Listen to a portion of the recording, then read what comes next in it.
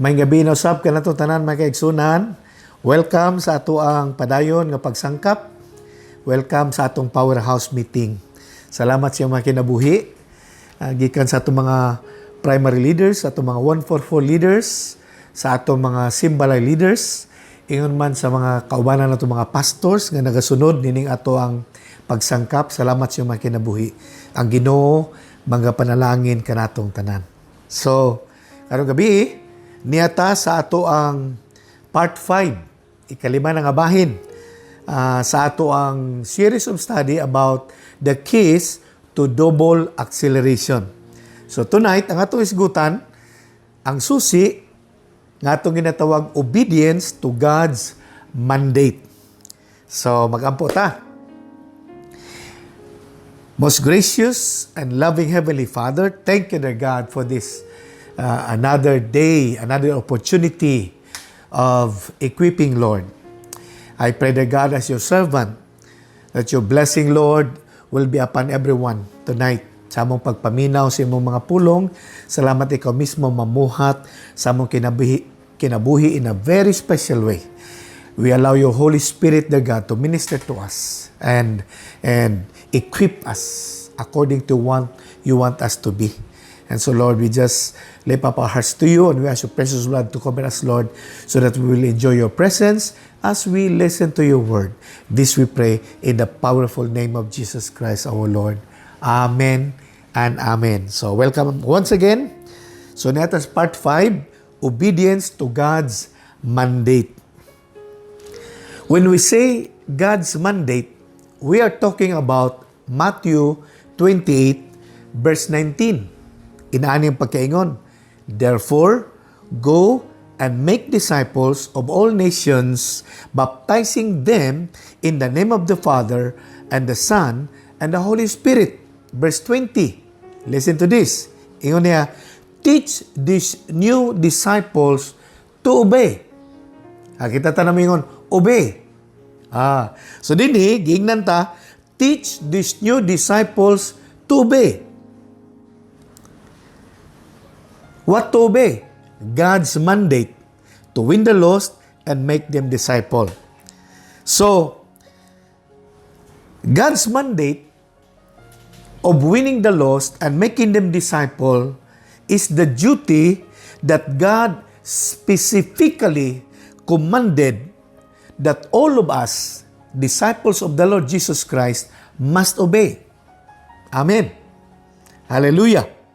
Kaya, sabi ng verse 20, teach these new disciples to obey.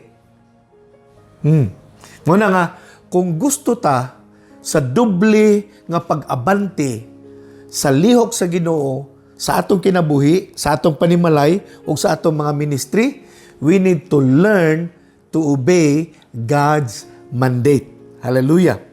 And to illustrate Jesus' heart about reaching the lost, the Lord Jesus Christ used parables. In Luke chapter 15, which includes the parable of the lost sheep, the lost coin, and the lost son. So tulo na kasambingay nga nagsunod para i-illustrate sa atong Ginoo Kristo ang iyang lawom kay nga tinguha nga makabigyo ng mga kalag. Unya kining tulo ka sambingay nga nagsunod dinhi sa Luke chapter 15, doon na sila'y usa nga pareha sila tanan. One thing in common. When the lost was found, there is rejoicing. Mao na ang one thing in common sa tulo ka sambingay, the lost coin, the lost sheep, and the lost son. Matag panahon nga makit-an siya, kining mga nangawala, doon na gyoy pagmaya.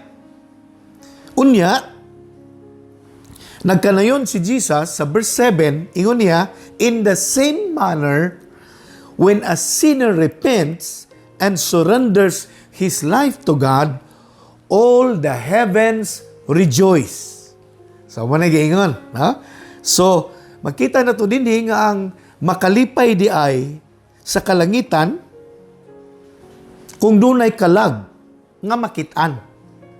Kung dunay kalag nga makaplagan, kung dunay kalag nga makabig, mao din na siyang makalipay sa kalangitan. So Jesus used parables to emphasize to us as His chosen, as His called people, the thing that makes heavens rejoice, which is the salvation of the lost. So nagamit si Jesus og sambingay para lang ma-emphasize kanato ngayang tinawag ang butang nga makalipay sa langit. And that is the salvation of the lost. I believe, klaro kayo na sa atong tanan. No? Kana nga mandato sa Ginoo. Mo ni siya ang God's mandate. No? Unya, usa ka panahon, sa Matthew 13 verse 10, the disciples came to Jesus and asked, "Why do you speak to the people in parables?" Paunang pangutana sa mga disciple, Ginoo, nganong gagamit man ka og sambingay sa dihang ikaw makigsulti sa mga tao? Yeah, verse 11, Matthew 13. Ang tubag ni Jesus, ingon siya, He's talking about the disciples. Marang nag-ingon siya ba, you disciples are permitted to understand the secrets of the kingdom of heaven, but others are not. Now, unsay makita nato dinhi? When the disciple asked Jesus, Lord, why are you using parables when you are teaching something to people? And Jesus replied, ingon ni Jesus, kamo, gitugutan mo nga makadiskubre sa sikrito sa gingharian sa langit, pero ang uban wala.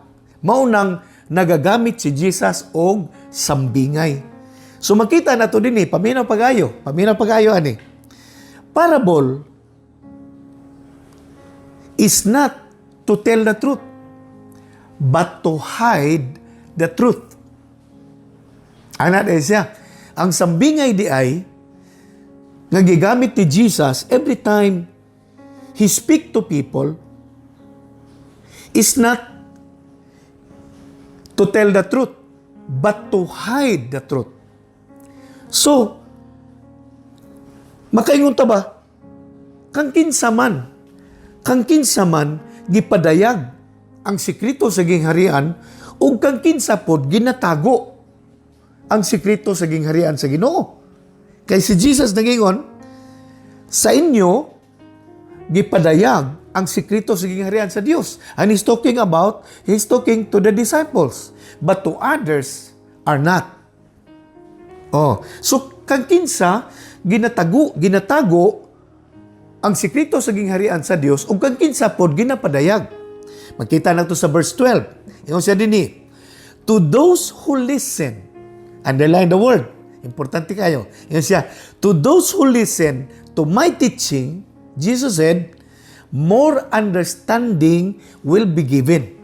So ingon ni Jesus, kanila nga naminaw sa akong mga pagtulunan, sila makabaton og daghang masabtan.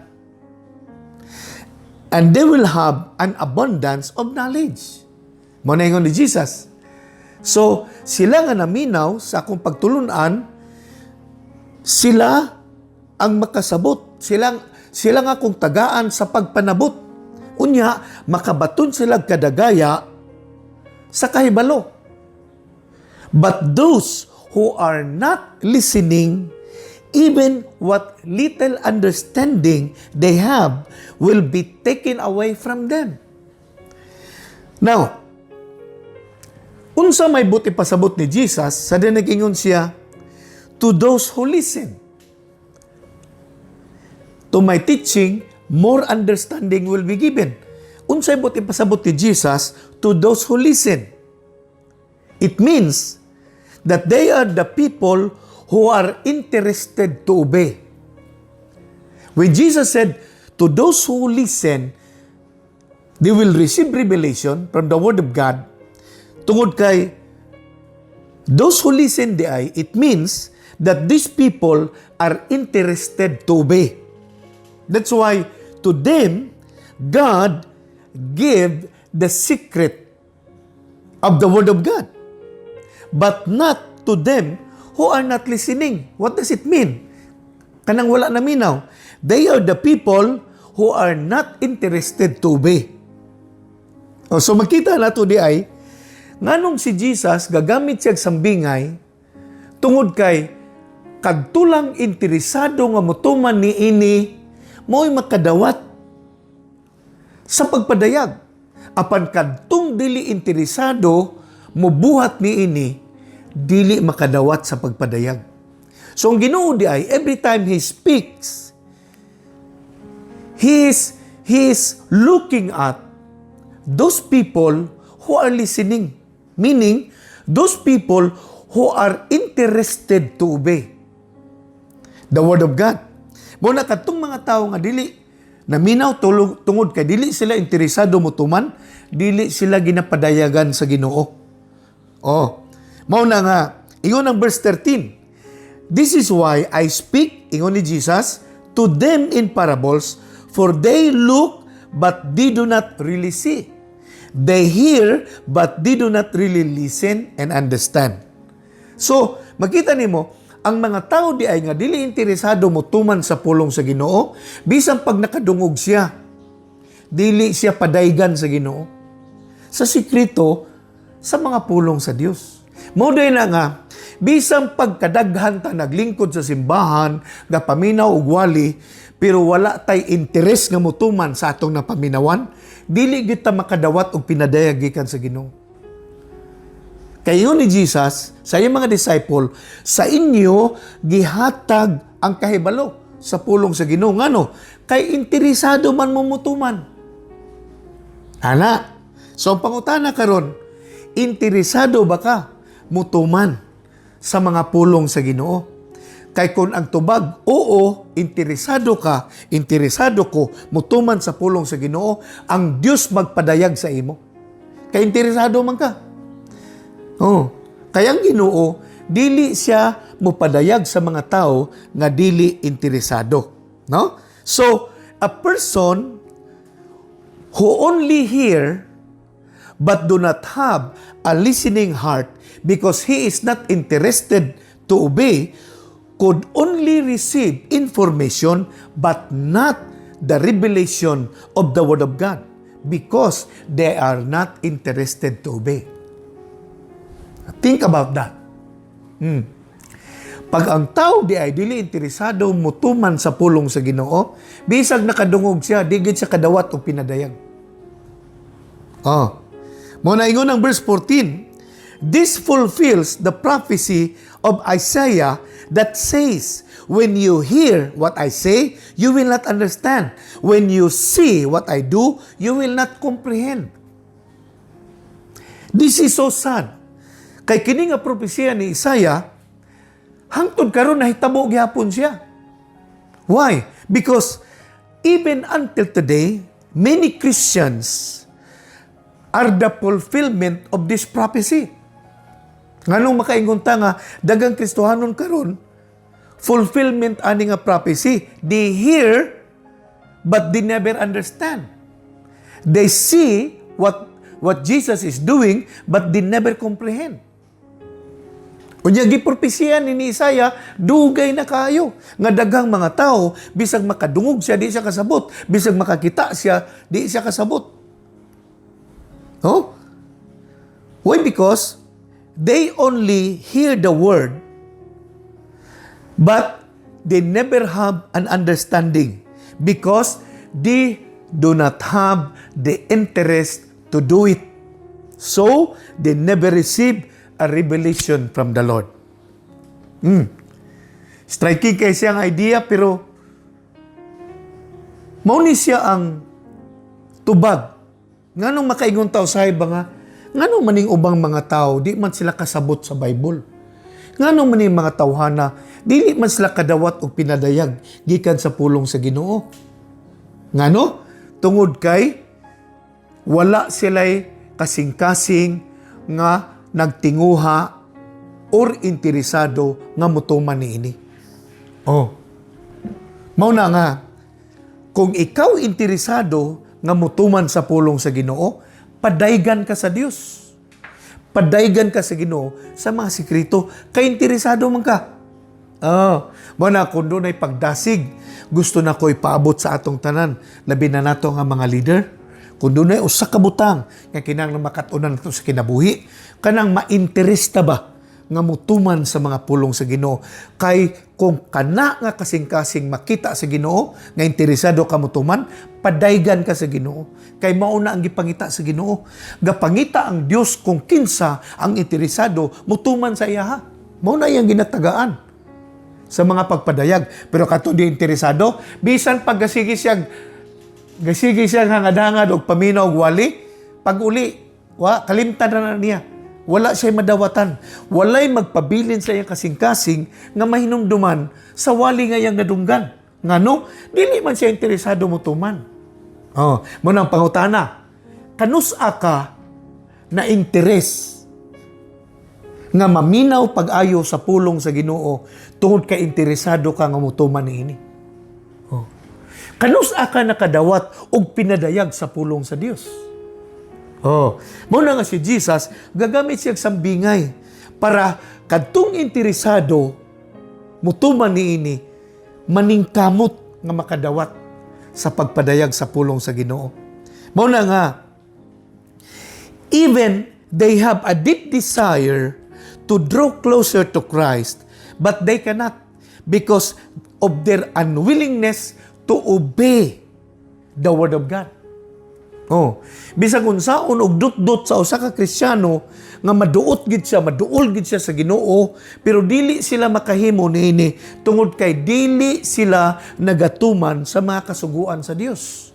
Muna nga atong tanawon pag-ayo, makita nato nga ang dili ay pagtuman sa mandato sa Ginoo, pag di day ta magtuman sa sugo sa Ginoo, muna siya magpalayo nato nga di nato masabtan ang lihok sa Ginoo, di nato masabtan ang katuyuan sa Ginoo sa atong kinabuhi. Pero kung ikaw ako interesado nga mutuman sa pulong sa Dios, ang Dios magpadayag nimo.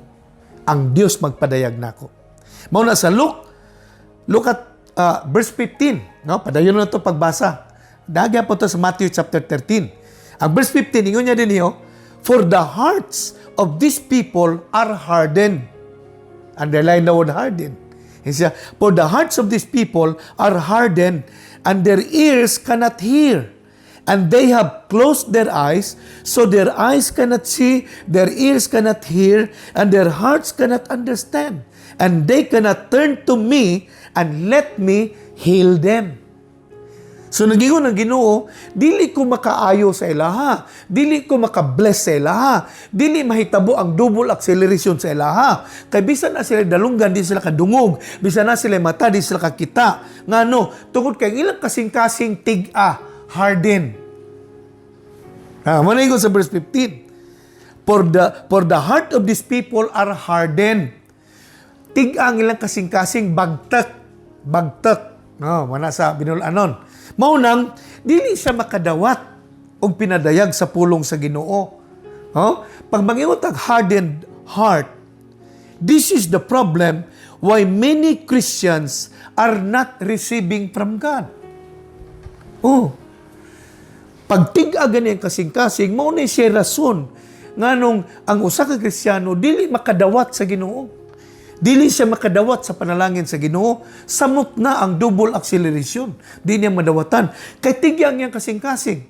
Muning description ni Jesus sa mga tao nga dili interesado mutuman sa pulong sa Ginoo. Nakuha na to? Mao nang verse 16 nagingon, but blessed are your eyes. Yang gisultihan ng mga disciple. Unya akong ilisan, no? Ang mga disciple dinhi, akong tawagog Pisisians or devoted Christians. Iyon siya din niyo. But blessed are your eyes, devoted Christian, because they see, and your ears because they hear. So kung doon ay mga tao, tungkol kay di sila interesado mutuman sa sugo sa Ginoo mo, nang di sila makadawat o pinadayag sa Ginoo, kayo hinungdan di ay bagtok ang ilang kasing-kasing, apan ikaw nga interesado nga mutuman sa pulong sa Dios, nga hangtod karon aniya ka sa atong online, nang imbitar pagyud ko sa uban para makatambong aning atong training, ikaw ang tao nga bulahan. Ingon pa din ni Jesus sa verse 16, bulahan ka, kay ang imong mata makakita, o ang imong dalunggan makadungog. Hallelujah! That's why, when we are interested to obey the mandate of God as a true disciples of the Lord Jesus Christ, we will not only have a deeper understanding of the vision day by day, but we will experience the double acceleration year after year. Amen. Kung ikaw ako, interesado nga magtuman sa mandato sa atong Ginoo, isip tinuod nga tinunan sa Dios, dili lang ta makadawat og lawom nga pagpadayag sa ebanghelyo sa Ginoo, og lawom nga pagsabot sa pananaon nga gihatag sa Ginoo, kundili makasinati tagdubli nga pagbulhot matag karon og unya sa atong pag-alagad sa Ginoo. That's why Jesus said, John chapter 14 verse 15, if you love me, obey my commands. Oh, importante kay na siya. Kung nag-ingon ta nga, I love you, Jesus, it means we obey God. It means we obey Jesus. Ang paminaw pag-ayo, kay part ani, naisgutan nato ni atong Domingo, no? That our obedience to the command of Christ is the demonstration of our faith in Christ. Kung atong Domingo, atong gisgutan sa church, nga ang atong pagkamatinumanon, mao na siyang ang demonstration sa atong pagtuo sa Ginoo. Karong gabi, matud ani nga bersikulo nga atong gibasa, John 14 verse 15, that our obedience to the mandate of God is the demonstration of our love to God. Amen? Muna kumingunta nga, I love you, Lord, it means we obey the mandate of the Lord. But if we willfully disobey as a lifestyle, the Word of God says, the truth is not in us. Pag kita dili gatuman sa mandato sa atong Ginoo, usara ang kahulugan niya na, ang kamatuoran wala sa atong kinabuhi. So, in order for us to become effective in our obedience to the mandate, doon ay tulo ka butang akong i-share karong gabi. In order for us to be obedient to God's mandate, number one, we must live out our witness for Christ. Live out, living out. Ikinabuhi na to. Ang atong witness, ang atong pag-isip saksi sa Ginoo, ikinabuhi na to. Isip disciple ni Jesus, ikinabuhi na to. Para matuman nato ang mandato sa Ginoo to win the lost and make them disciple. Kinanglan, ikinabuhi nato ang atong tinunan sa Ginoo. 1 Peter chapter 2 verse 12. Ingon din ni, be careful to live properly. Underline the word live properly.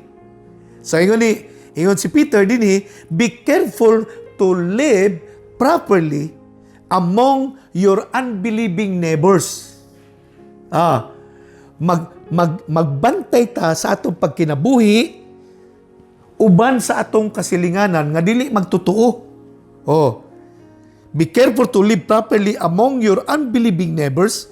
Then, even if they accuse you of doing wrong, they will see your honorable behavior and they will give honor to God when He judges the world. Now, this is telling us that we, disciples of the Lord Jesus Christ, are to be the good news. When Peter said, be careful to live properly, ang buti pasabot niya din nga kita nga mga Christian, kita mga anak sa Ginoo, ang atong kinabuhi mao'y maayong balita. Ang atong kinabuhi mao'y good news. Amen. Oh, take note of this. This text is telling us that we Christians are to be good news before we can share the good news. Oh, take note of that. Oh, para mahimutang effective, para matuman na to ang mandato sa Ginoo, kinahanglan ang atong kinabuhi, good news sa siya, para makapaambit ta sa good news. Kaya ang problema man God, maayo ta mo paambit sa good news, pero ang atong kinabuhi, bad news. Muna nga, ingon si Peter, be careful to live properly. He's talking about, naghisgot siya ba nga, ang atong kinabuhi, kinanglan, maayo nga balita. Oh, kay, ang atong kinabuhi, magod ang unang basahon sa mga tao nga dili pa magtotoo, kay sa atong ginasulti, mabitaw ng mga maayo kay musulti, nganong dili sila epektibo sa pagpangabig og kalag. Kay ang ilang kinabuhi, baliktad man ang ginasulti. Dili parehas ang iyang gawi sa iyang ginasulti. Nakuha na to? Muna nga, we Christians should be the good news before we can share the good news. Amen. So as believers, before we can begin to share our faith, we have to live out our faith in front of people around us. Oh, isip anak sa Ginoo, una nato mapaambit sa uban ang atong pagtuo, kinahanglan ikinabuhi sa nato ang atong tinuuhan at tubangan sa mga tao. Mao na nga mga igsoon. Si Peter tama gid siya nga nagadasig sa atoa nga careful gid ta sa atong pagkinabuhi. Oh. Careful gid ta sa atong gawi. Careful ta sa atong batasan, careful ta sa atong kinaiyahan. Ano bitaw? Kay kana manggod siya kinahanglan una na siya nga mahimong maayo nga balita. Ang maayo nga balita sa atong kinabuhi kanang nausab bitaw ta. Oh. Kay makita man na siya sa atong kasilinganan. Pag makita nila nga kita nausab, maminaw sila sa ebanghelyo sa kausaban nga atong isugyot kanila. Nakuha na to? Paminaw pag-ayo ani. We never know who is watching us every day. We never know who is paying attention to what we do every day. What we say every day. How we act in our everyday life. We never know. Oh, kanang mga tao nga ato lang ginaagi-agian, mga tao nga ato lang ginasugat-sugatan, kanang mga tao nga gapaminaw sa ato nga gaistoryata, mga tao nga nagtan-aw kung unsa nga ato mga aksyon, labi na pag natay problema at pag naay mga challenges, ang mga tao nga dili Kristohanon gatan-aw na sila sa tuwa. Unya wa ta kabalog kinsa gatan-aw sa tuwa. Now, paminaw pagayo, kinahanglan masabtan nato that each of us is an example of Jesus Christ for someone in this world.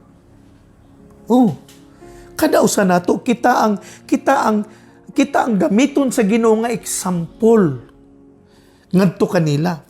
Oh, nya tungod kay wa ta kabalog kinsa gatan-aw sa atoa, wa ta kabalog kinsa naminaw sa atoa, wa ta kabalog kinsa ga-observe sa atoa. Si Peter nag-ingon, be careful how you live in front of your unbelieving neighbors. Be careful. Labi na kaya nga itong target manggod simbalay. Oh, sa atong mga silingan, gatanaw sa tuwa.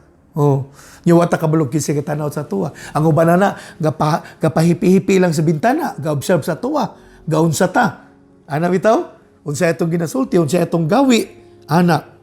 Unya, ang intention good ni God, ikaw ug ako, mahimo tang witness, mahimo tabang model, mahimo tang example ngadto sa mga tao sa atong palibot. Na akong pangutana, what kind of example you are to the people around you?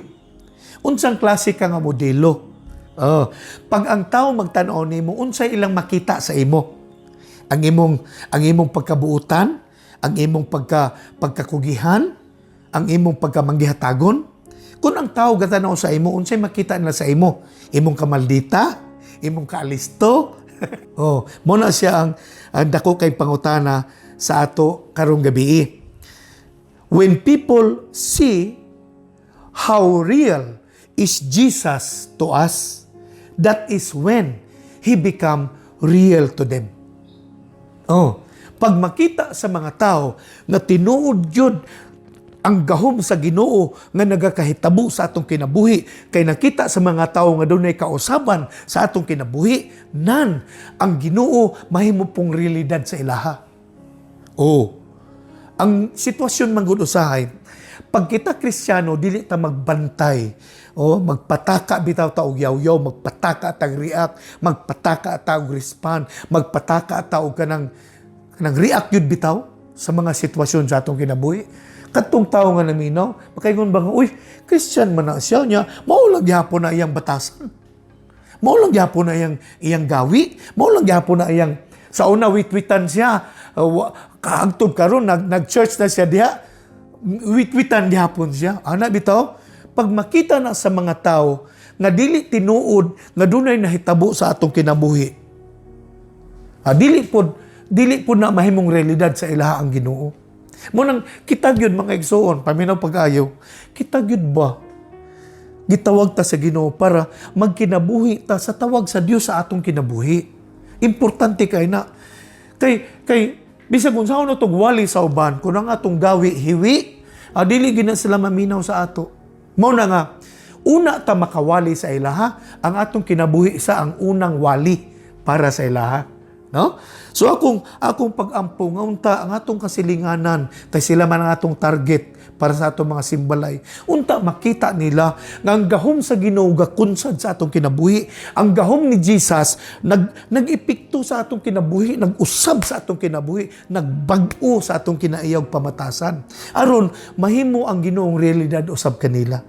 Kay kita manggod ang gamiton sa Ginoo nga example. Munaingon si Peter, be careful how you live. Amen. Amen. Muna nga, kung di ta magbantay sa atong pagkinabuhi, makita sa atong silingan, ang makita sa atong silingan hiwi, na maglisod ta sa pag-abante. Maglisod ta sa pagtuman sa mandato sa Ginoo nga isangyaw siya. Kung ang atong kinabuhi, babag sa atong pagsangyaw. Amen? Grabe, challenging kayo na siyang idea ba? Oh, pero nakita nako nga, pag ang atong kinabuhi, gibag-o nga atong kinabuhi nga binag-o sa Ginoo, mo ni makita sa atong kasilinganan, dili lisod ang pagtuman sa mandato sa Ginoo, nga kabigon sila, unyay mo silang tinunan. Amen? Amen. Ay, ikaduha, ambak ta sa ikaduha. We must act out our witness for Christ. Ganiha, we must live out. Karon, we must act. We must act. We must act out our witness for Christ. Matthew chapter 5 verse 16. Ang iyong sa Bible, in the same way, let your good deeds, underline the word, good deeds. Ayun siya. In the same way, let your good deeds shine out for all to see. Amen. So that everyone will praise your heavenly Father. So sa inyo din, siya, let your good deeds shine out for all to see. Oh, ang mga tao, listen, mga kaigsunan, ang mga tao sa atong palibot, gatanaw sila sa gawas no natong kahimtang. Ang Diyos lang ang gatanaw sa atong kasing-kasing. No? May man ang uban nga, si God gatanaw man sa kasing-kasing, gatanaw man siya. O lagi, si God gatanaw sa atong kasing-kasing. Pero kay, ang mga tao sa atong palibot, gatanaw man sa atong buhat. Oh, mula kining part sa scripture, nagtudlo sa atua, nga, yun siya, let your good deeds shine out. So, muna gingon na to nga, we must act out our witness in Christ. No? So, as a witness for Christ, it is not just about our being, but it is also about our doing. Do you hear that? Ganiya, nga itong, sa diyan naging unta, we must live out it is talking about our being a Christian. Pero dinhi, pag may tag-act out, it is about our doing. So in other words, as a witness for Christ, it is not just about our being, but it is about our doing. Amen? Now listen to this.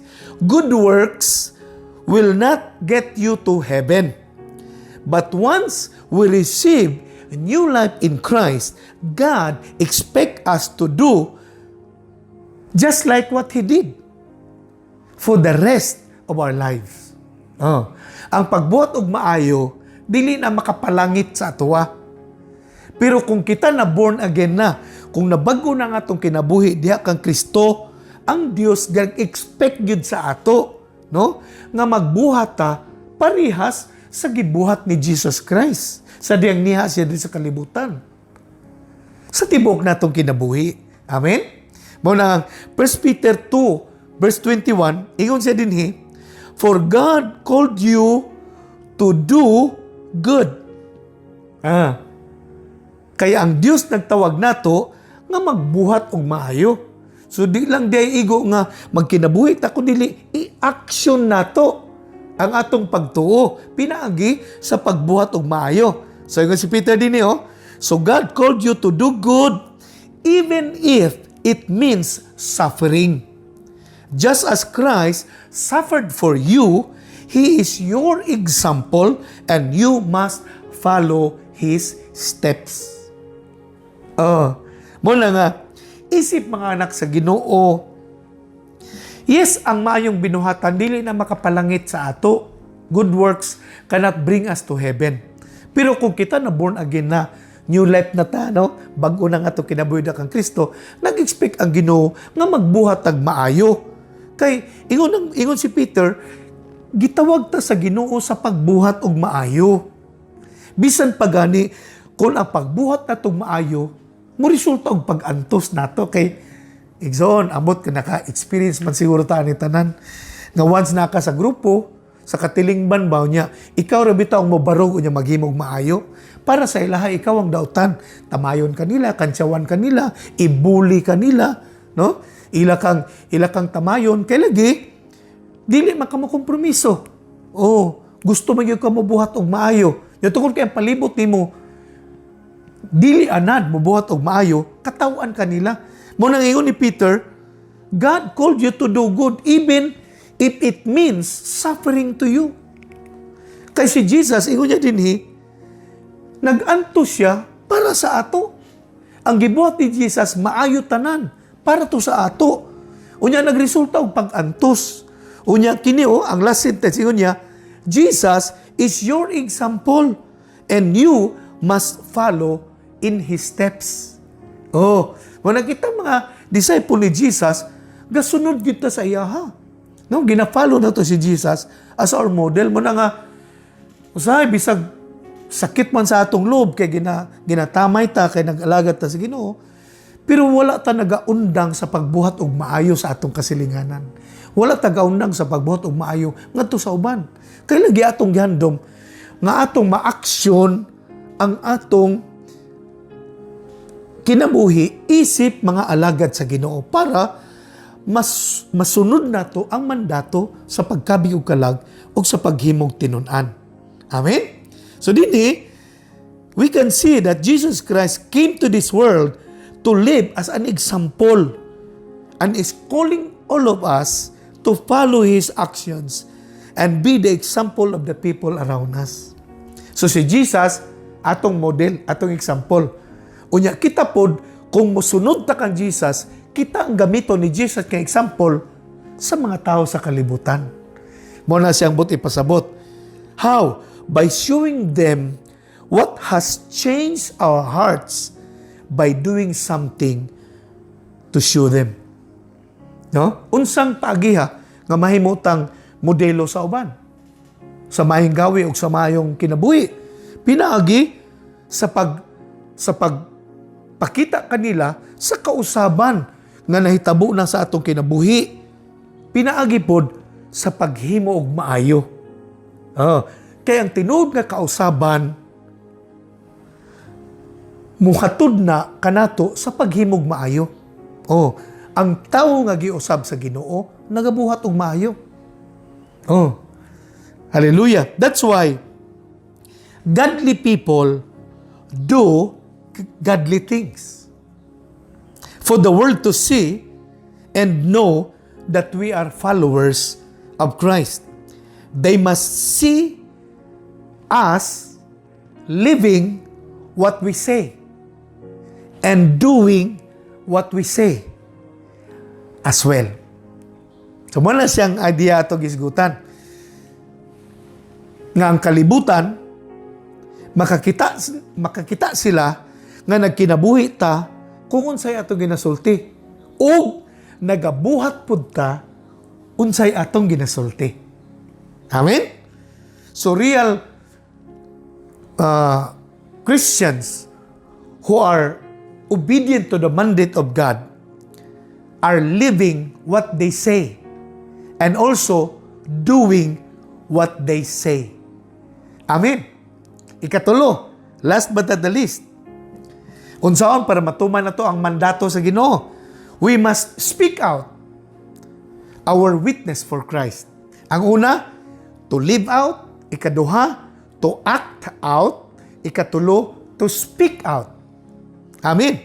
It is about the need for us to share our faith with those people whom the Lord connected to us. Why? Because Romans 10 verse 13, nag-ingon din here, for anyone who calls on the name of the Lord Jesus Christ will be saved. Kung sa'yo sa Bible, kutob sa tao nga motawag sa ngalan sa Ginoo maluwas. Oh, kutob sa tao nga moila kang Jesus Christ maluwas. Kutob sa tao nga modawat kang Jesus Christ as Lord and Savior maluwas. God, listen to this. God wants to make Himself more real to anyone. But it requires first our obedience to the mandate. Ang tinguha gyud sa Ginoo nga makapamuhat siya sa kinabuhi sa mga tao. Pero una sa ta mutuman sa mandato. Oh, mutuman sa ta sa mandato para ang Ginoo makapamuhat sa mga tao. When we obey the mandate, God's will on earth will be done. When we obey the mandate, God's will here on earth will be done. I remember the story, taod-taod naman yung gi-share na ako, atong usa ka pastor nga nasiya anak nga kanabang ulitawhay na, teenager na, unya nahimo nilang habit nga kada Biyernes sa hapon manuroy sila silang kasilinganan, manghatag sila og tracts kanang basahon bitaw about sa Ginoo, nga basahon mag-distribute sila. Unya anang usa ka Biyernes nga nangandam na sila, nidag-om nga partigyong itumas kalangitan nga murabag kaulanon gyud siya nga kusog kayo. So ingon ang papa, isa nga anak, di lang sa tamudayon ron sa atong tract distribution, di lang sa tamudayon og hatag anay mga basahon sa atong mga kasilinganan kay dako kayong dag-om mula na man. So ang bata wala siya motingog, ang anak ko motingog, pero taud-taud ni sibat ang bata, nigawa sa ilang balay. Tanaw siya sa dagom, siya, wa pa man mabusdak ang ulan. Dagan siya. Nang hatag-hatag siya sa mga balay-balay. Ana, kanya sisig hangad sa langit, uy, happy tigid mulan. Aksyon nagdalugdog. Hatag siya niya. Napaman siya isa kabok na bilin nga basahon. So, nasa naagian nga balay, nga mingaw nga balay, yung siya, di man pwede nga muuli na kuani, kaya na pa may isa. Ihatag ko yun ni. Anang bata. So, gituktok niyang balay. Ayo, ana, wa mo gyud tingog. Yung siya nga, Naamo gid siguro tao kay balay man ni. So gikusog niyang tuktok. Kay gadalugdog naman sad. Kusog niyang tuktok. Ana. Ayo, kusog yung tuktok. Talag, kusog yung tuktok. Hangtod taon-taon, na babae nga idara na kaayo nga nigawa sa portahan. Abli sa portahan. Unsay ato dong. Ati, niay basahon ati, imuha na ni ati. Hinumdum ni ati, Jesus loves you. Bye-bye ati, bye-bye. Ana, so gibilin to niyang basahon sa babae. Pagligid sa adlaw, niabot ang Domingo. Unya, nagsimba na sila. Nya, ready na ang pastor, magwali. Nya, before siya nagwali, nguta na siya. Yung na pastor, kinsay karon lang nakaani sa church. Ana kay, nanotice man niya nga, nayo sa kababae nga, first time niya nakita. So, niisang kamo sa babae, pastor, ana, first time ko ni Anhi, pwede ko magsulti ka dali, pastor? Go ahead, ma'am. Excuse me. So, ningon ng babae, kabalo ka, pastor? Anong ni ako karon dinhi? Tungkol kay atong Birnis sa hapon, hapit na mabundak ang ulan. Dito ko sa balay, pastor, I was about to kill myself. Gihikta na nako akong liog, pastor. Nagpatong ko sa bangko because I feel so miserable. Dugay na namatay kong bana. I'm alone. Unya wala gyud ko silingan, wala gibisita nako, wala parintigan ni sa kuha. I'm alone. Unya kabalo ka, pastor, gul kay ko, nagunaon ako, gimingaw ko sa kong bana, nagunaon ako, pastor, nga may pay mamatay na lang ko kay wala na may kahulugan ang akong kinabuhi. Ako naghiktan og busy ang akong liog, pastor, and I was about to jump from that chair nga akong gipatungan, pastor. Pero nadungog na ako nga nay nagtuktok sa portahan sa silong. Hinay, yan nagkadugay, nagkakusog siya. So naguna-una ako, unsa ka, nganong nagkakusog ang tuktok. So akong ginahinag tanggal ang pisi, pastor, sa akong liog. Ginaog sa nako to dito. Pag-abli na ko, pastor, nakita na ko anghel. Nakakita ko anghel. Naghatag siya og basahon sa kuha. Yan nag-ingon siya, Jesus loves me. Yan giingon. Yan gisunod na ko sa paingon ning bataa. Gisunod na ko siya. Nakita na ko sama gisa sa anghel. Niya gisunod na ko asa sinidagan. Nidagan siya paingon ani nga church. Muna karon ni anhigyog ko, pastor. Kay kung dili tungod sa iya, pastor, patay na ko karon. Niya tungod sa iyang gisulti nga di na ko makalimtan nga love day ko ni Jesus. Kadto mo'y nagbag-o sa akong kasing-kasing. Gihipos na ko ang pisi, pastor. Nakabaton ko paglaom. Nabuhi, pagbalik akong paglaom sa kinabuhi. Nga naa pa day kahulugan akong kinabuhi. Nga niya pa ko dinhi. Kinahanglan mo, padayon ko sa akong kinabuhi kay si Jesus, love day ko ni Jesus. Ug di tungod aning bataa, pastor. Patay na unta ko karon. And I remember the story, kana bang nag-touch siya sa akong heart. Kay nakita na ko ba nga, kung kita di ay mga Kristiyano, gatuman lang sa mandato sa Ginoo, daghang mga milagro magkakaitabo sa kinabuhi sa atong palibot. Manaw ka, pautan ako ba? Unsa ka ang nahitabo aning makaluluoy nga babae? Kung ang bata, wala gyud siya nagpursigi nga ihatod ang basahon sa balay sa mong babay. Unsa ka ang nahitabo ning bayhana? Tama. Maghikugid siya. Mao gyud na mamatay ning bayhana. Pero nganong wala madayon ang iyang suicide? Why? Tungod kay dunay usa ka bata nga gatuman sa mandato sa Ginoo to win the lost and make them disciple. Unyang ilang simple nga paagi sa paghimo sa mandato sa Ginoo, gahatag silang mga basahon sa ilang kasilinganan. Hallelujah! So this story, perhaps a little bit dramatic. But if the boy had not been obedient to the mandate of God, what would you think would happen to the old woman? Yes. Bisan God is in control and He can take care of that woman. But in the story, God give us a privilege as children of God to choose to obey the mandate or not. Oh, kay kung nadala lang sa dagom tong bataa, nga nagdagom, unyawa siya mudagan, wala, patay tong tigulang. Oh, nya mo man nakasagara ang problema sa dagang Christian. Pag muak siyog dagom, dili na. Pagway pamiliti, dili na. Pagwalay masakyan, dili na. Mangitag rason, mo nang mababagan ang pagtuman sa mandato. That's why if we choose disobedience, consequence not only come upon us, but to others as well. Pare atong babae. Kung wa magtuman tong bata, siguro ang bata maapil siya sa consequence. Unya, damay po tong babae.